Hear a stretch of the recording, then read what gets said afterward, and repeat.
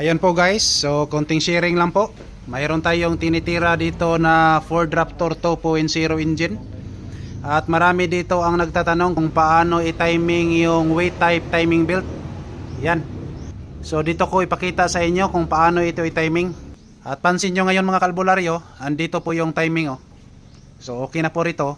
At ang tanong, ito yung timing dito at dito sa mismong pressured pump. So magkabilaan yung timing mark rito. So ang gagawin nyo lang ay ikutin nyo lang pa counterclockwise. Tingnan na lang natin yung timing mark rito at dito kung magkakonektado ba sila. Okay, so subukan natin.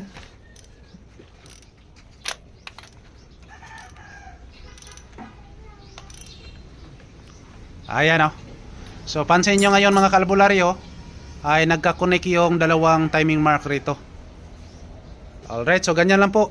Ganito lang po kasimple pag mag-timing po tayo ng weight type timing belt Ford Raptor 2.0 engine. Alright, so ito na po ang final na timing natin. At kita ninyo ngayon na mayroon po tayong lock tool dito sa dalawang camshaft. At dito rin sa mismong belt tensioner ay mayroon ding lock. At dito naman sa mismong crankshaft ay mayroon ding lock. So ito po yung mga special tools natin na ginagamit. Alright, so yung mga marking rito ay hindi natin yan ginalaw. At pansinin nyo na mayroon naman yung belt sa mismong oil pump. Alright, so ang ginagamit lang natin rito, ito po yon, yung special tools para sa Ford 2.0 engine.